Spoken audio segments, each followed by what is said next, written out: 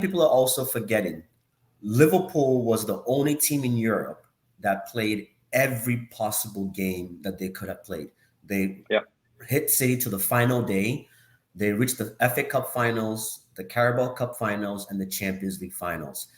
And then they had players like Mane that reached the African Cup of Nations finals or other, internationals as well. So I think people need to kind of give Liverpool a little bit of slack here in that, yeah, like you said, it's a burnout. Like it's a burnout.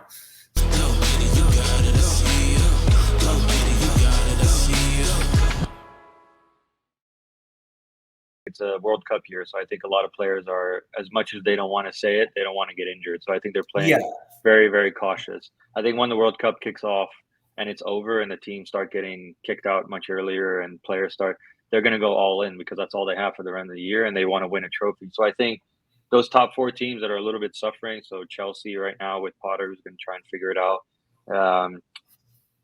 Arsenal, I think, will be fine. I think they're showing really good football. The problem with Arsenal is they can't get over the big teams, and this is their biggest problem. So they're going to need to figure that out because it's the one thing, if they figure out, they're going to be very lethal. They have a great, great team in the making.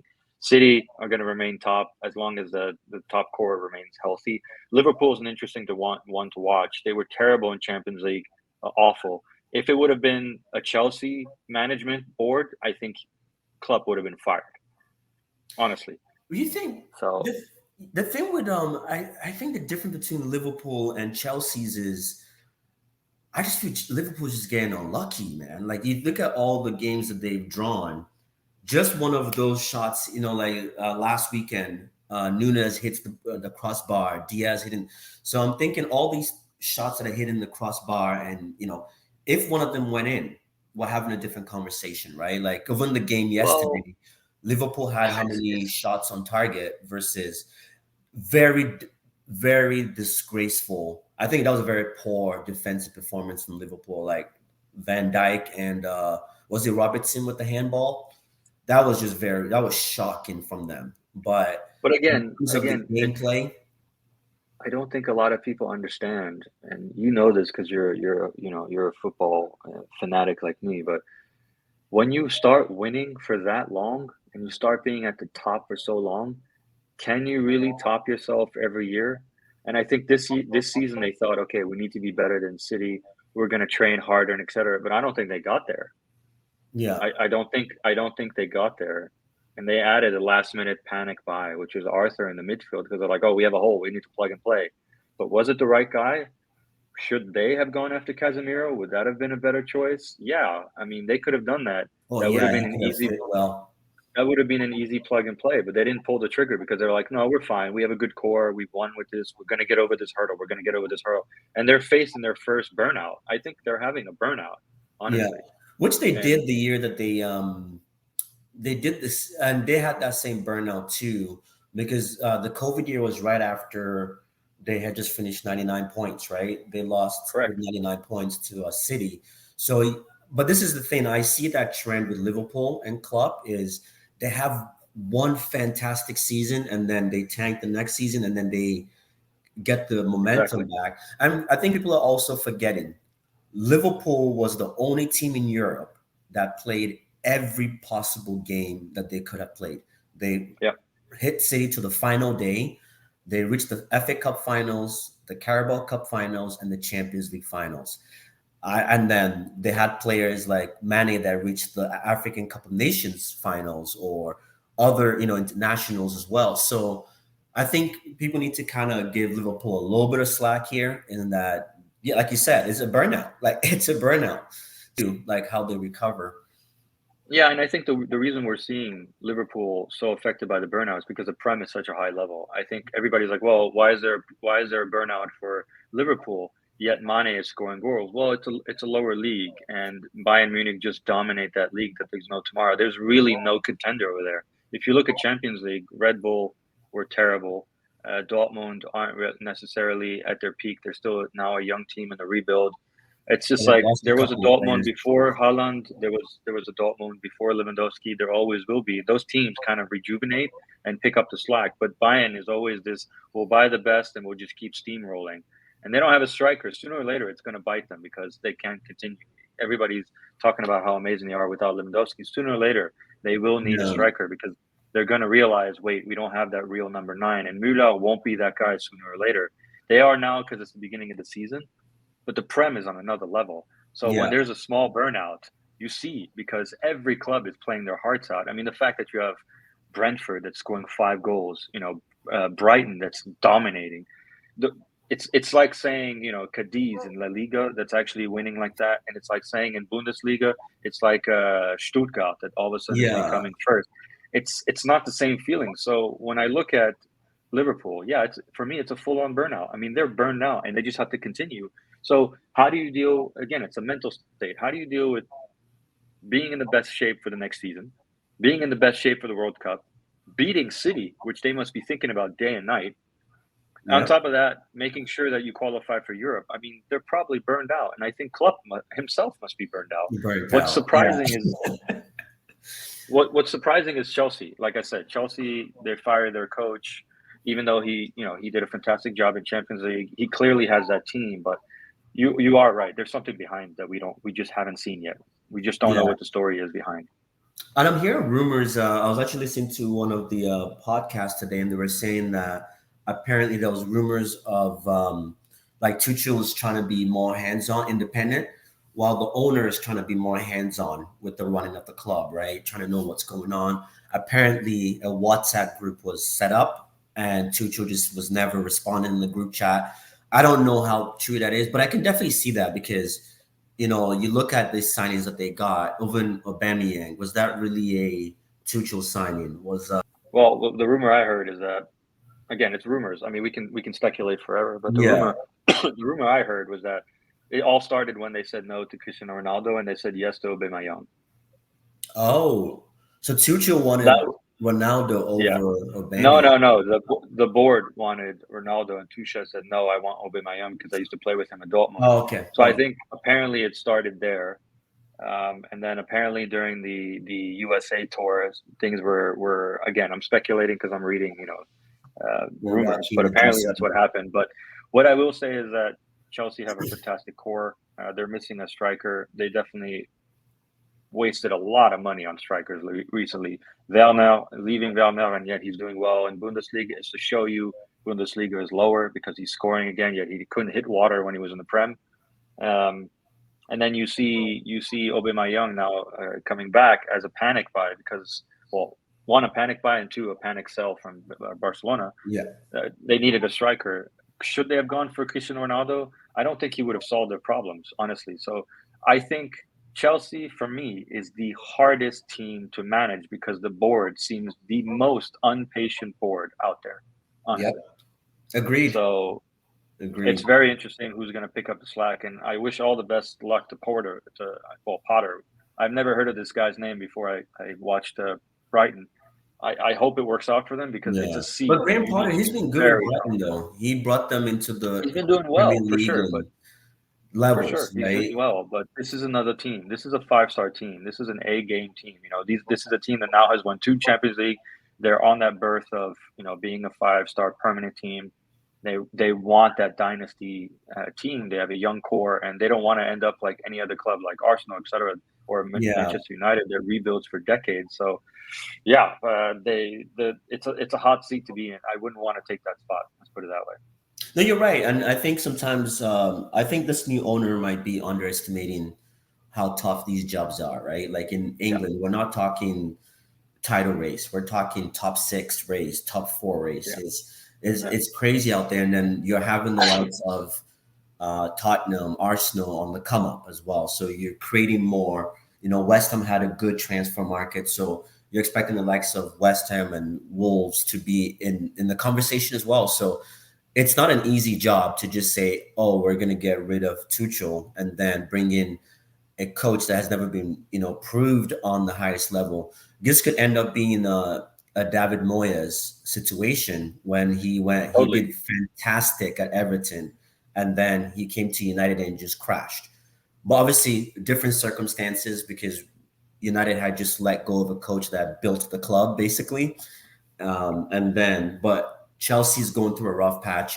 And I think with Chelsea too, the performances have been they've been very meaty as well. So I think it's a bit different from the Liverpool situation, but I wish obviously Tuchel all the luck. You never want to see a coach getting fired, but and also Graham Potter as well. You know, I think this is a true test for him, and I hope he's successful in a way, even if it's just to win an FA Cup or something.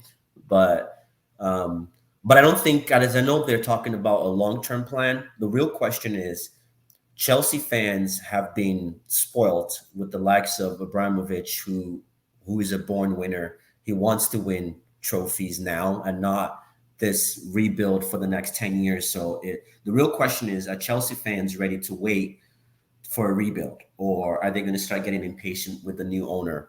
So that's going to be Yeah, so there's in my view, Chelsea is nowhere near a rebuild. I think they have the player. I think they need the coach. I'm surprised they went for Potter. Again, I don't know him that well. I've watched a couple of games for Brighton, and he does very well. But Pochettino is available. Zidane is available, regardless of and he wants to wait for the French seat. You know, there are some serious coaches out there. I mean, would you have called back Mourinho? That would have been another question. Who knows the system? There are one of the top coaches. I still firmly believe it, and he's I think. doing well in Italy, man. I would just, if I were Mourinho, that's I would my just stick to that project. He's doing no. well Of course, there. if I was Mourinho, I would stick to that project. He seems to be much more lucky in Italy with Inter Milan and now Roma than he is in the Prem, where it's tougher. And I think there's I want to say cutthroat mentality. But again, there were more coaches available. I'm surprised with the Potter choice. It's going to be an interesting one. Let's see if it goes down as a good one in history. But again, it's an interesting prospect to hit. But again, let's transition over to Champions League. Okay. Everybody was really, really giving a Barcelona a really tough time for 2 years, and is this gonna crumble, and all these players are buying. We faced a really weak team that had strong tactics to defend. Let's not lie to each other. It's a weak team. And Barcelona at home should have scored that many goals. So I won't praise them for doing that. What I'll praise them was the free flow. That was really impressive to see the expression of the players being able to free flow. So Lewandowski actually doing tricks and sending it, or Dembele actually trying to get the ball from a weaker team. That was, for me, the most impressive. Than seeing 5-1. Like it was gonna be 4 or 5. I think Bayern Munich will probably hit the same thing, and Inter Milan. It'll be interesting what they do next week. But I was never worried we were going to lose this game. I was more worried, how are we going to play to gain confidence? Because the next game is Bayern Munich, which you need to be at that free flowing position to be able to have confidence and say, okay, we know where these players are positioned. We know where we're at. We can score goals. So next week will be the first test Barcelona will face before you can say, hey, this team has a success. So far, the chemistry is getting better and better, and that's what I really wanted to see. Obviously, what we need to talk about is, again, Liverpool. What the heck happened? I mean, I'm shocked. I mean, how did Liverpool, lose to Napoli 4-1 and not be able to come back? It was just shocking how they had no response, and the goals kept adding up, and the mistakes kept piling on. And I was just watching, and I by the end of the match, I was like, this is going to end up 6 goals because the mistakes are there, and the players had no response. It almost seemed they were gassed out. Yeah.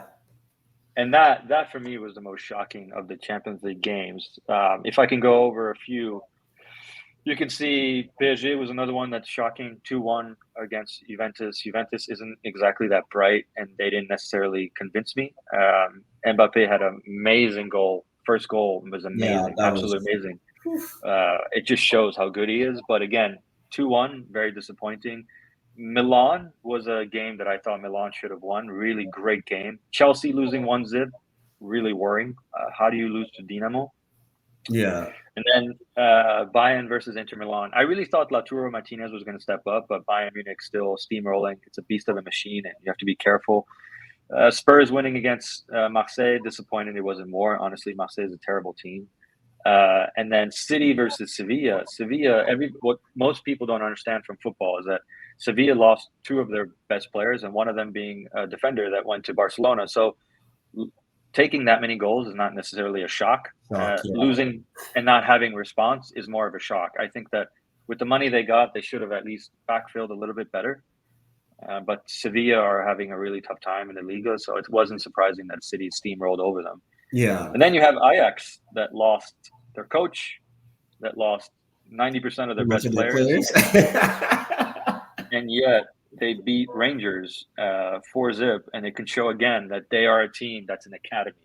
They Yeah. will pick up the slack. They have plug-in players that will continue to produce, and really a team to watch again, because it's a team that if you were a hardcore fan of Ajax, you would never support one player, because this team just picks up the slack. Yeah. It It's doesn't all matter. based on systems.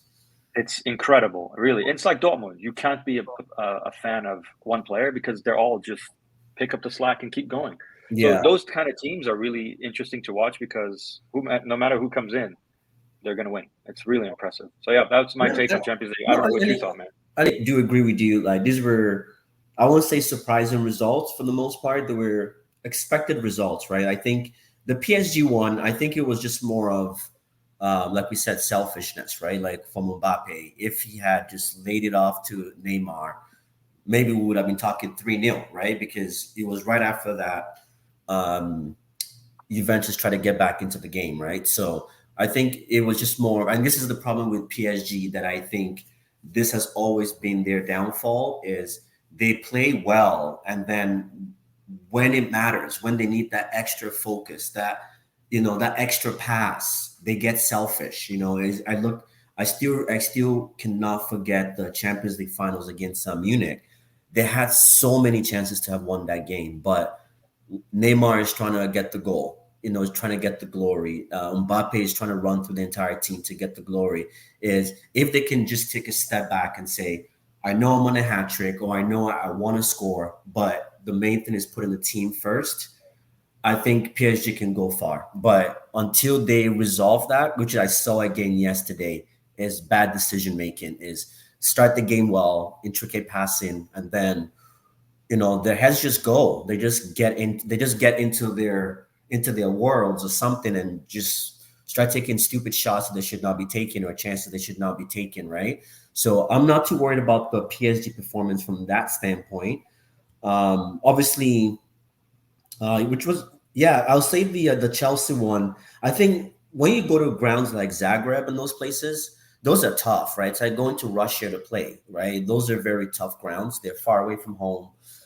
They're not easy grounds to play a lot of times. So and obviously Chelsea's not doing so well in the league. There's a lot of uncertainty going on with the club. So it did make sense. And I think Tuchel might have known that he was probably getting sacked prior to that game as well. So like you said, we don't know what's going on behind the scenes. But yeah, man, it's interesting I to think what was, see. to your point on Chelsea, what was shocking was the comment after. I think that comment made that decision. The fact that he said nothing's there Yeah, was kind of like, okay, it's like, what signal do you send to upper management? I mean, just think of it in your company, and you tell your manager, like, how did it go with your partner? Well, nothing's there. He's going to be like, you want to come in my office and we talk about it a bit? yeah, I mean, no matter, he still reports to someone, right? And to deliver yeah, results. So his comments as a leader was off. Did he know? Did he not know? Definitely with you. yeah. Because you can tell when the coach Traveling is under away, pressure, right? Yeah, for you sure, can tell for when the sure. coach. You can tell when it's their last. Yeah, when they're. It's like their last. What's it called? Now I'm basically on the verge of being sacked. I could tell during Mourinho's time, he started. That's when he started doing the whole heritage speech. Like Ole as well started getting confused. Like you could tell when. Okay, there's a time where you can tell. Okay, there's media pressure, there's fan pressure, but the board is still fine. And then you can tell when, okay, now the board is on their backs as well too, right? You can Yeah, definitely tell you from the can press see when conference. they start imploding. You can see when they Yeah, start implode and they start but drowning. I mean, I saw it with Coleman. I was just seeing it. The moment I heard Coleman had a mini heart attack, I was like, yeah, this guy's gonna get fired, because the pressure is just too high. There's no way. That means it's yeah, so surmountable that you can't get over it. And I think with Tuchel, what's interesting about him is that traveling away is a strong suit. So it's a bit shocking that he lost to Dinamo. But again, it is what it is. He lost and then he got fired. It's a shame, yeah, and now we got to move on. It's just what's the and to your point on PSG, we'll go back on it a teeny bit. Yeah, you are right. Their Achilles heel is definitely their selfishness. I mean, if they continue down this road, it doesn't matter which big game they're going to face, which final they're going to face outside of Liga. They're going to have an issue because they just refuse to be selfless. Yeah. And the whole thing about the summer about Mbappe versus Neymar on penalties. I mean, guys, you're if I look at the Michael Jordan era where the Chicago Bulls that they were trying to do, everyone knew their place. Yeah. That's why they won so many damn trophies. They knew they had to listen to their coach. They knew that Dennis Rodman was the freaky one that needed to have his moments and needed to have his time. They knew Yeah. Scottie Pippen was the supporter, and they knew freaking Michael Jordan was the leader. I mean, what else on this team do you need to do to describe that the front row should go Mbappe first because he's the one that's the leader of the project now. Messi is on the verge of on the end, and Neymar is nowhere near his talent. So the real trio should be Mbappe, Messi, Neymar, and Neymar should not try and be first. He will never be first. He tried at Barcelona and it didn't work. Yeah. He is trying at PSG and it won't work. Work. If he Yeah. doesn't understand his place, it's never going to work for this team. And I'm surprised they kept him. Honestly, I think Mbappe, if the rumors are true that he tried to get rid of Neymar, I think it was the 100% right call because he is the downfall of this damn team. It's just, I would have gone with someone else. Yeah. New coach they have, what's his name? What's the coach's name Gaultier, again? Gaultier. Coach, yeah. Yeah, he's doing a great job, man. And you look at his record too. Where did he come from? He came from Lille, right? He came from Nice. From Again, Nice. it's From Nice, but yeah. if you look at this coach, what was missing from PSG? The values of being in a home country. You needed someone to speak French. You needed someone to appeal to Mbappe. You needed to start buying French players that speak French, and he's done that. He's trying to. You need it. No offense to the Argentinians, but you need to break up that South American club, or else Yeah. it's just the star leader is not going to be there. And it's clear Mbappe is the star as much as Messi is a star of his own. Messi didn't go to PSG because he wanted to be the star. He went to PSG because he had no other club because Barcelona couldn't afford him. So Yeah. immediately, as much as he's a star, he should understand his position that, well, I'm going to a club where I may not be the number one. And Neymar went over there to thinking that he was going to be one, but surprise, surprise, Mbappe showed up and became Yeah. better. And that's all due to And Neymar. Mbappe is French, playing But in yeah, basically but his it's hometown too. exactly. But it's also Neymar's fault for 2 or 3 years. He was injured. He went to Brazil and etc. It's his fault that he didn't become number one. It's no one else's fault. So Mbappe capitalized on it. He's number one, and it is what it is. So this team is going to continue to have problems as long as they can't be selfless. When I see when I see even my arch enemy Real Madrid, when I see Benzema is about to have a hat trick and he's giving the ball to someone else for a penalty, this is Yeah. selfless act of the team. This is what you need, and Barcelona does that. Madrid does that. City are doing it. Why is PSG not doing it when they've won no European trophy? I mean, for Christ's sake, Marseille has a trophy and they don't. Yeah. It's really alarming for this team, So now we're counting the years. This trio can't stay forever. Wait, So they get it it's old. Like Neymar is what, yeah, 2031? And he's yeah. also So it's injury like prone. So now time is against them. So it's like the Chicago Red Bulls. If you don't do it now, it's not going to happen soon. It's going to be a team that sooner or later just won't be able to do it. So yeah, yeah. that team is more surprising. What another game that we didn't talk about is Athletic Madrid.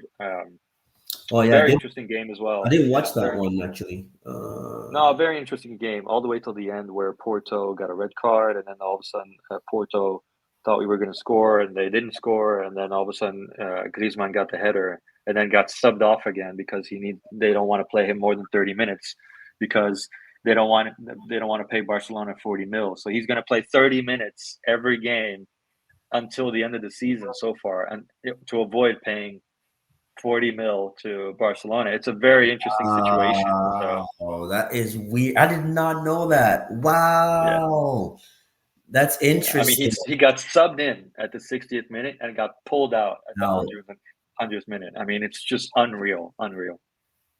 Wow, that must be so frustrating for him, though. That must be extremely frustrating. It's his own damn fault as well. He said yes to Athletic Madrid, then he said yes to Barcelona, then he failed in Barcelona, then he goes back to Athletic Madrid on a loan. He doesn't do that well. They bring him back on a second year loan or stays.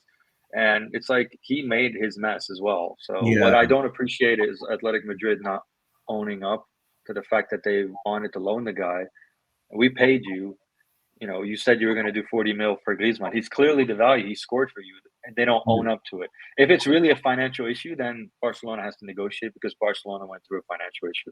But if it's not a financial issue, then it's a code of honor that just why yeah, would that's I kind of loan you a bizarre. Like player? you're, Yeah. yeah, like But those how are do all great games, you? man. Because if Great he's games. on form, then that only hurts you as a club in the Yeah. long run, right? Because if he's No, they're scoring not goals, winning. but you're, They're they're not winning in La Liga, so they clearly need him. So unless it's a big financial issue, they need to honor it and just get over it. yeah, Again, if super Champions League games, I'm very interested to see how next week goes. It's going to be great, but like you said, you have a different take on it. So yeah, let's see. definitely, yeah. I think obviously it's only the first round of the Champions League, but I like what I'm seeing. Obviously, Inter Milan, unlucky. I think not unlucky, but I don't think Bayern Munich was that good, right? In terms of the 2-1, I'm 2-0. I think Sané was just a beast, right? Like that game. And that's the thing, like you said, Munich definitely needs a number 9 because the likes of Sané and Muller, they're not consistent, right? They're like backups. So they've lost the main guy, Lewandowski. So you're definitely going to see those cracks because Sané is another moody kind of player. Depends on what mood he's in. He's on. If he's in a good mood, you can get the best of him. If he's in a grumpy mood, then he's nowhere to be seen, right? He starts looking like Brazilian William. So you just never know. We just never know with Sane. So, but yeah, I think overall, man, it's definitely been a good first round of Champions League games. It's nice to see Italian clubs beginning to rear their heads again. Even the French clubs too. I know people keep talking about Premier League, Premier League, Premier League, but they're not doing so great in Europe. Like at the end of the day, but I think this Champions is going to be very competitive, and we move on. But yeah, just one last question before I wrap up because the United game just started. So I know you've forgotten about the Europa League already. You guys only spent one season down there. So yeah, but I just wanted to quickly ask you. Obviously, we have Manchester City versus Tottenham this weekend. What's your score prediction on that, and how do you see that game going? Basically, Conte needs a win for sure, but I think that Pep will pull through. Seeing the performance of City, I think City will ride on a high and most likely win. I think my prediction is 3-1 for City. I think I haven't seen Spurs at that level where I can say they're ready this year. There was one game where I was like, okay, they're ready. It's versus Chelsea, and then the magic hasn't been there. They have a tough game coming up. I think it'll be a real test for them if they want to be in that top four permanently. But City, what's worrying about City is the tie they had in the previous. So they need a win too. So the stakes are high in the Prem, but them coming off a 4-0 win against Sevilla and having that much chemistry, and Spurs coming off a 2-0 win to Marseille where they had a little bit of a tough time having that chemistry. yeah, I think City should win 2-1 or 3-1. My prediction is 3-1, but let's see. I don't think the Spurs will win this one. Really at best, I think it'll be a tie. I think Haaland is just not someone I would stop. I don't think any of these defenders they have can yeah, actually stop him. And the worst part is, I say this in the nicest way to Clement, but he's over there, and yeah. this guy is prone to penalties. So if they start him, they're not going to get their way with Haaland. They're going to get penalties. This guy is prone to penalties. So yeah, let's see what happens. But I don't Yeah. see Spurs winning this one. No, I definitely agree with you. I agree with you. I think when you play City, everyone is okay with a manageable scoreline, right? Like no one is going there to. And I think the thing with City, why I favor City in this game is because there's something about big teams, right? I think it's easier to play big teams when you're the dominant. Like City is just very dominant, right? So I know Tottenham is not going to go. and play City's game, where they're going to have possession. They're going to try to play more compact and try to hit on the counter. But the downside with big teams is big teams suck at playing on the counter. If you're a Yeah. team that's used to having the ball and all of a sudden you have to sit back, that's where you're going to, people are going to lose focus. People might be leaving their positions when they're not supposed to. And then that's how, City takes advantages of those spaces created. So this is where I see Tottenham struggling, just because you're going to start seeing the likes of Kane having to drop too deep. And, I think, yeah, so that would be it. I think Tottenham will have to pull a miracle. Even though they've been out of the top six teams, they've been the most impressive in terms of they've been consistent with their results. They've gotten the results expected of them, and they've looked the most convincing out of the top six. But when it comes to City, I think usually on derby days, I will always favor City, just because of Yeah. how City play. I think it will be harder for City against the likes of Aston Villas or your Crystal Palaces, because they're used to packing the bus. They're used to sitting back and letting teams get at them, right? So that's where I see Tottenham definitely losing this game. But you never know. Obviously, EPL has shown us a lot of surprising results so far. So I'm definitely looking forward to them. But Eve, it's definitely been fun. Obviously, Jeff Always a wasn't here pleasure. today, but Jeff will be here next week. I think he's still hiding after the Arsenal loss. Just like you said, just 2 weeks ago, I was getting a lot of grief for United's performances, but But obviously, you were let's right. see. You were right. I can't deny it. You were right about the transfer. You were right. They came through, and look, team's doing better. But you were right. I think Yeah, you were right on a lot of things. But yeah, yeah. Just like your team, you're rebuilding. My team is rebuilding, and we're seeing progress on the field, and that's all we can ask for, right? So, exactly. but yeah. But anyways, guys, it's definitely been fun. Obviously, tune in to us next week. Till next time, take care.